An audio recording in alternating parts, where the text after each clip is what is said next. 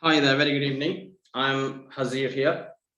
The first session on the advanced research methodology, fundamentals of research. Today, I'm going to discuss a few things about the basics of research, or what happens in a research, or the dynamics of this research. So the very first class, and I request you, please start the session on time, come to the class on time, and don't miss any of the sessions. If you miss it, you will be lost. Now, let me start the session with one question here. Can you believe this eye? Can you believe this eye? Now, this is some eye, or someone's eye you saw on the side of the road you usually travel. And when you see this eye that is so attractive, so seductive, then you would fall in love with if you see this. Because you believe this eye is offering you something, and you believe. When you believe this eye, what you do, you fall in love with, and then you may build a relationship with this. All of us, we have experience. You immediately fall in love with the eye of your opposite partner than any other part of the personnel. So once you fall in love, you develop that relationship and so on. And after a couple of weeks, maybe after a couple of months, maybe, or a couple of years, even a couple of decades later, you realize that that eye has cheated you. Because my point here is, this eye was so attractive and seductive, and it forced you to fall in love. And you fall in love without any research. You don't know what is behind his eye. You don't know who belong these two eyes to, and you don't know anything behind it. You just fall in love. That is it. And you finally realize that you have done the wrong decision. Same thing applies when you look at someone using your eye. Now, I was talking about the other's eye. Some other's eye, it may cheat you. I'm asking a question in here.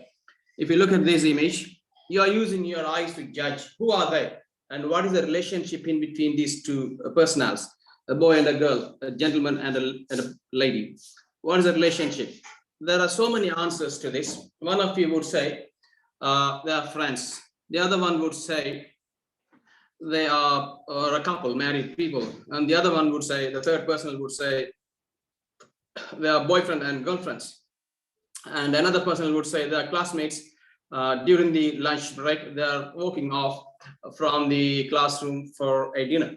And the fourth person or fifth person would say, no, they just met today and they're rushing to a hotel to enjoy some time with each other. There are 5, 6, 25 answers in this. You are all making these answers on pure guess, using your senses, your eye. Your eye says something. Whatever that look to you, you make a decision on that. And what answer is the correct answer? Out of these 25 answers you made at a look of this image, one of you may be right, or maybe none of them would be right, because you're making a decision based on the pure guess, using your senses. Now, let me share with you here another thing. Look at this image here. In this image, I have a question. What is this? Immediately, a kid would say it's a tree. Right? Almost a dying tree. There's no leaves. Otherwise, in the winter time, all these leaves have gone off from the branches, and the tree is empty, waiting until the next spring comes on. So that is how it looks. Right. So now, if you look at this image very clearly, there are many things hidden. Now, how many faces inside? This is a face of a man.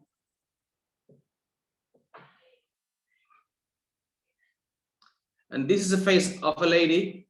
There are two faces at the bottom, closer to the ground. And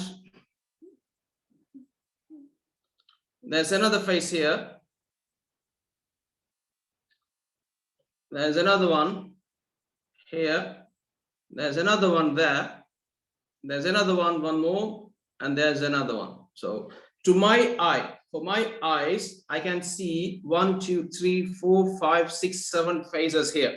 And I don't know, I'm not competing with you. You might see much more than I could see here, because your eye may be a trained eye than I have. Now, if you simply look at this using a plain senses, plain eye, bare eye, you just find out a tree. If you go inside, there are so many things hidden behind. So it is a stronger question here. Is it right to make a decision based on what you see through your senses? Right? So let me answer that question later today. Look at this optical illusion. In this, I have got an image, and there are lines here. This is one line here. This is one line, and another line,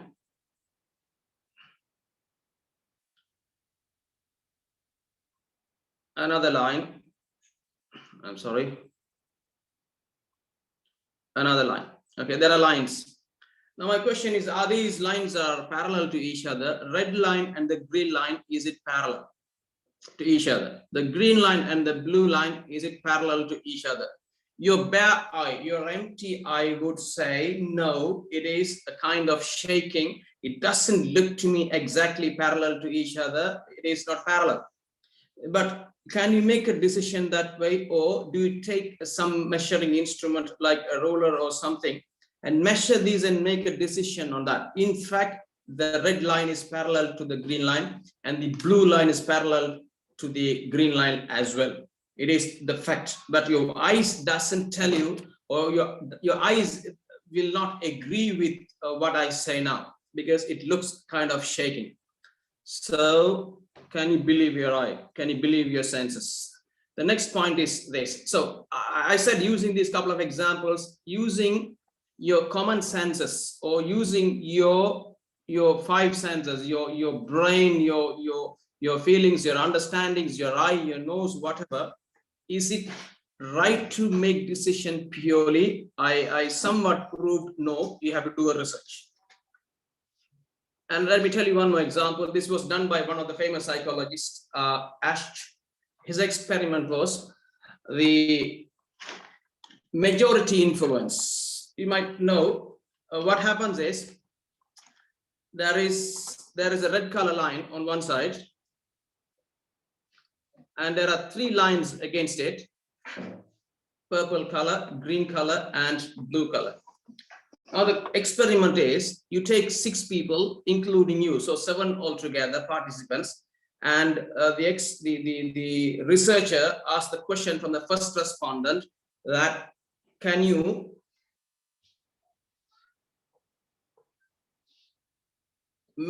find out the line, the right line corresponding with the red line?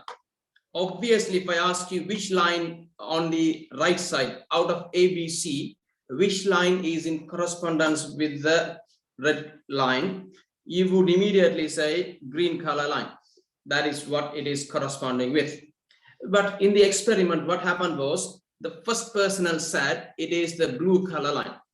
The second person said it is the blue color line. The third person said again blue. Fourth said blue. Fifth said blue. 6 said blue. Now it is your turn. 7 personal you. You are 100% sure that the green line is the corresponding line, but you are reluctant to say it is green line because all 6 people before you have said the blue color. Because of that, you are also influenced, and you simply say, let me go with the majority, and the answer is blue. This is what is happening in this world. Most of the times, people, they say yes, they find it right if the majority says right. Let me share one example in here that I experienced myself. I went out on a holiday with my friend's city, in my friend's city. Then he was taking me around. Behind his house, there was a 3-floor building halfway down built. And I asked him, what is this building? And he said, I don't know. And okay, and he said further, I'm not sure whether the person who is building this is sure about what he's building. Then I was like, what? He doesn't know what he's building. Then he said, yes. Then I asked, what is going on? Then he explained to me that in this city, everyone is building 2 or 3 floor building or 3-floor houses for them. They only need the ground floor. They never get use of the 2nd, 3rd floor, but they build. Since everyone is building, if you want to build a house in here, you also have to build a 3-floor building. because the majority influence. That is when I realized people can make wrong decisions because the majority says that. So again, you should do a research on why am I doing this? What is my problem? How can I solve this? You never take a decision based on the majority influence. Now, if I take this further down, you see, today we all have a problem. We all have the issue that we are facing. The whole world is facing problem here because of this COVID. These doctors are pinching their heads and ruining the brain to find out what's going on. COVID-19, nobody know, and no university, no medical faculty, no pharmaceutical companies, none of them are aware of. It is a problem. It is a problem. So now the medical world is doing research after researches. There are so many institutes, so many medical faculties, so many pharmaceutical companies. They are all developing vaccines and researches and so on. You know, that is a big, massive business today, because if a company come up with some solution that can solve your COVID problem today, he is the next Elon Musk, the #1 richest in the world, right? Now, if you want to do a business, again, same thing. You always have ideas to do business. If you want to do a business, don't just do the business because the majority opinion. You know, people, they open shops and let me open a shop. People, they invest in some of this contract business and let me do that. People, they do some software industry, let me do it. People, they are all opening up these restaurants and let me do it. It is not the case, because you're working on the opinion, majority opinion. That is again wrong. And how many of you, I don't know how many of you married here, and how many of you have done a proper research to study whether this marriage is going to work for me or not? None of us, or most of us. Your life is, when I say this, your life is all about doing researches. Your life is all about doing researches. Anything, your life automatically hands you over problems daily basis every single day, and you solve problem. The size of your life depends on the size of your problem you solve. The size of your business depends on the size of the problem you solve for the customers. The size of the revenue you earn is depending on the size of the problem you solve for the customers. So we need to know how to solve problem. It is not about just working on the pure gas, or it's not about just using your common senses or your bodily senses to make a decision. No. So research is so important. Let me come back to this point here, which I made mention of earlier. This research is almost similar, but there are differences, considerable differences in between. Legal research, social research, psychological research, and so on. So let me, when I come to that level, let me distinguish that from one another. Now, there's a question what a research is about. What a research is about. Now, in the research, the word itself, it says research, meaning every single problem you have, it has the solution. The solution is out there. The solution is out there. The solution is out there. So there's no doubt. Now, you see, the COVID investigation is going on. Many universities, many relevant parties are doing researches on that to solve this problem. In the early days of this research problem, there were no clue. Nobody was aware. It was so confusing. The whole world. All superpowers were struggling, all major universities, all major doctors, everyone was having a big confusion on what this was. But they never said, none of them said that there is no treatment for it, because they know the treatment is out there. Okay, because there's no disease made before the treatment. Treatment is out there, then the disease comes. That's the order of the world, meaning the solution is out there, but the problem comes in later. So your problem is to find the solution for the problem you come across with. That's all. So you can't say there's no solution. I can't solve this. If you say you can't solve it, someone would solve it. That is it. So we understand the truth and we assume there is truth. Let me correct that word. We don't use the word assume. We are sure there is truth. We should find out. So if you see any disease like this, there is a treatment. If you have any problem in your life, there's a treatment, there's a solution. So we should be confident enough on that. That is when we would do the research. Now, let me enter into the research a little bit further. There's a nice, beautiful, sexy car, Audi, and luxurious, expensive car. Now, the driver, he bought the car. The driver is when he drives the car. When he drives the car, he listened to some funny noise in here. So he bring this car to a mechanic to find out what the problem is. The mechanic opened the bonnet and he tried to figure out where the sound was coming from. And he tried a few things and he couldn't figure out. So he said, Mr. Gentleman, I found the solution. Close the bonnet now and get in the car. So the driver or the owner got in the car and he asked the driver to put the window down. And he put the window down and he said, can you put the radio on? And the driver put the radio on. And then he said, put the volume up. And he asked a question from the driver, can you hear the sound now? The driver said, no. Then he said, close the window and drive. Okay, so that's a story. The car was making some funny noise and he wanted to find what that was. The mechanic tried to find what that sound was. He couldn't figure out. So he asked the driver to drive the car, keep the volume of the radio up.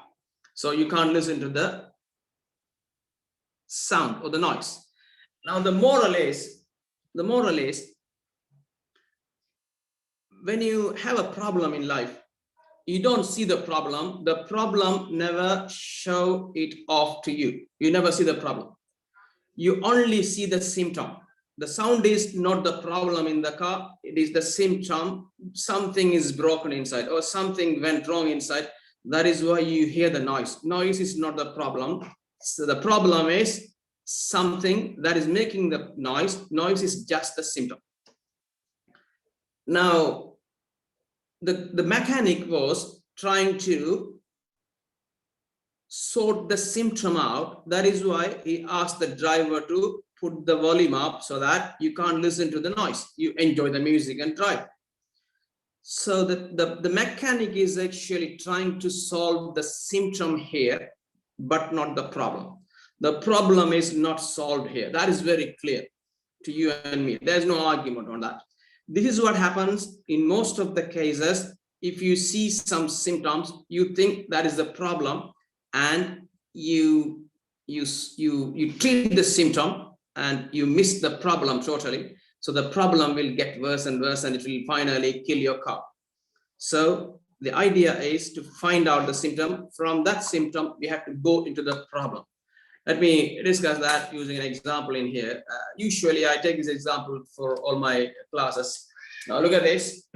This is a player, you know him, Wasim Akram, a former cricketer, retired about 17, 18 years ago, a successful bowler. And he was playing international games with diabetes, right? But let me come to the story later. Let me tell you this. If someone, some personnel, if you go to the doctor and say, I'm tired and I feel headache, the doctor never gives you the can of Red Bull, gives you a can of Red Bull, or the doctor never recommend you to drink a glass of glucose so that your tiredness will go. If you say tired, if you say you feel headache, if you take a Panadol, that would answer the headache, right? Now, if you treat the headache using a Panadol, if you take a Red Bull to kill your tiredness, you would get the treatment. It's like solving your symptom for a while. It's like putting the radio up for a while, and that is it. And the problem behind this is, or maybe diabetes. Now you see, you said you are tired. If you're diabetic, you can't take Red Bull. It will make your diabetes even worse. So, but if you take some Red Bull, you may get some energy for a short term. You may get some sudden energy, so you would feel fit. And when the Red Bull is over in your bloodstream, you would feel even more tired because your blood sugar is even higher now. So that is why doctors, when you say these kind of symptoms, they never treat the symptoms. They take these symptoms and they study the problem behind. That is when they find out diabetes.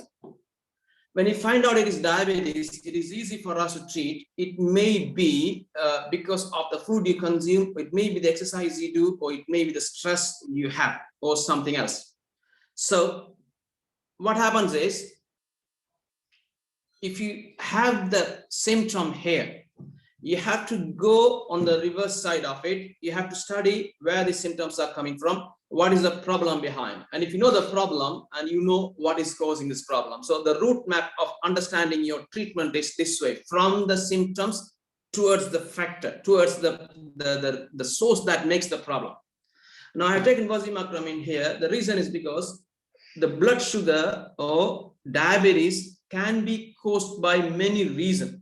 It may be the food, it may be the exercise, it may be the stress, it may be the financial constraints you have, it may be the work-life balance you have, it may be the homesick you have, it may be the loss of someone in your life, it may be the loss of your education, it may be the loss of some financial things. You know, there are so many hundreds of things that may cause diabetes. In Wasim's case, I have listed 3 in here: food and stress, and I have cut exercise, because exercise can cause diabetes. If you don't do exercise, it can cause diabetes. If you do more exercise, it can cure you from diabetes. But in Wasim's case, exercise has nothing to do with his diabetes, because he is a sporty. Meantime, if I take another example here, there's another gentleman. This guy is also having the same symptom, tiredness and headache.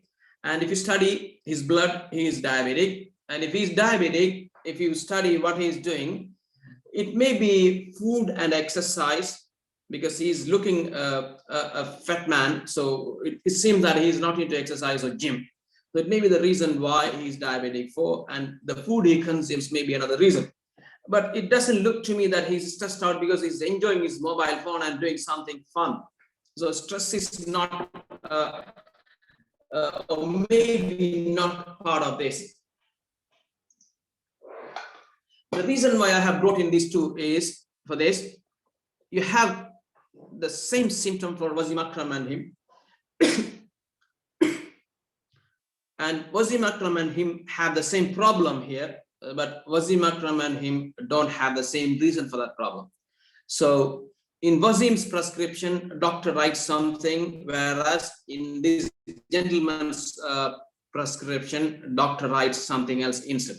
For example, if you meet a doctor, if the doctor is treating diabetic patients, if the doctor treats 100 patients a day, every single day he writes 100 prescription, which is different to each other. Everything is unique, because every single person will have the unique reason for the diabetes. They may have the same symptom, they are having the same problem because of that, but the reason why they have the diabetes for is different. That is one of the things that you have to understand, the complexity of research. The next thing is about this. In this case, we have some symptom, the same symptom, tiredness and headache. Earlier, if you are tired and if you have some headache, I found out the problem was diabetic. This time, if another patient go with the same symptom, doctor may find out it is not because diabetic, he's not diabetic, but it is blood pressure. So that there's another message for you. You may have symptoms. That symptom may cause different problem for different parties. Same symptom, different parties.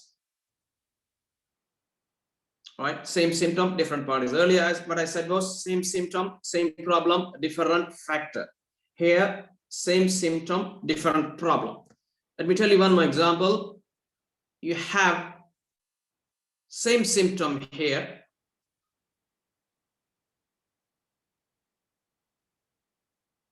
I'm sorry, you have same problem here. Blood pressure before, tiredness and the headache is the symptom. And this time you have different symptoms, sleeplessness, problems in here, 2 symptoms in here, and the problem is blood pressure. So you might have different symptoms for the same problem as well. You may have different symptoms for same problem as well. Now, in this case, if you feel sleeplessness, you can't take a sleeping pill here. It is not the problem. The problem is blood pressure. You have to solve that. And if you're over sweating, it may be because of the high blood pressure. It is not right to put your air conditioning on. It is solving your symptom. So this is the basic of research. I'm repeating it once again. You never get your problem handed into you. I'm the problem, please solve me.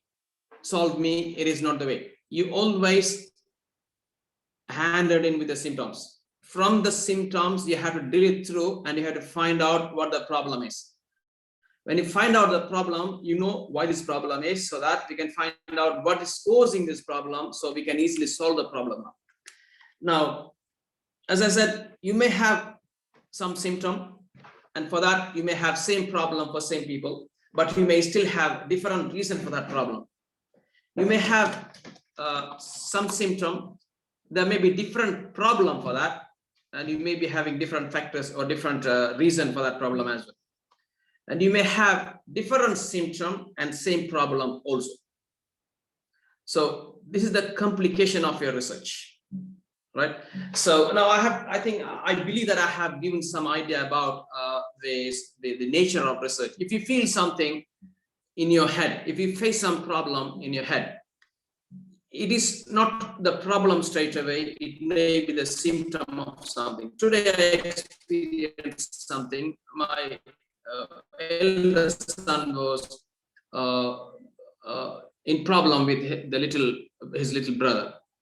Now I wanted to treat him with a can. Then I realized that for half an hour I had a visitor. During that half an hour time, he was in the computer looking into these cartoons. And then when I saw these whatever the way he was playing with his little brother, I realized that was the influence of the cartoon he watched half an hour ago. So whatever the way he behaved with his brother, it is just a symptom of the time he engaged with the cartoon. So now treating him with the can is not the solution here. I decided not to give him the laptop from tomorrow onwards. So the problem will be sorted. Because I know the problem behind why he was behaving that way, pushing him down and playing with some hard pushes and so on. It's because of the influence of the cartoon he watched. So treating him with the can is not going to solve it. Because if he's going to watch the computer again tomorrow, and he's going to behave the same way tomorrow as well. So I decided the problem is no laptop for him anymore, unless he wants to study something from the college, from the school. Other than that, no laptop. So I think tonight's message was roughly conveyed. This is the basic of your research. You get your symptoms. Based on the symptoms, you figure out your problem. Based on the problem, you figure out your factors. If you know the factors, easy. Let me tell you that as well before I complete for night. If you know the blood sugar of this personnel is connected to the food he consumes, the simple treatment is this. If you want to control the diabetes of this personnel, you tell the guy, please look into your food consumption. You have to have some diet here. You have it, it will come down. And again, if you find out the diabetes of the patient, of this personnel is connected to the exercise, doctors would prescribe him to go to the gym half an hour a day and maintain your body weight, maintain your body mass index, so that your blood sugar will come down. So the diabetes would be sorted.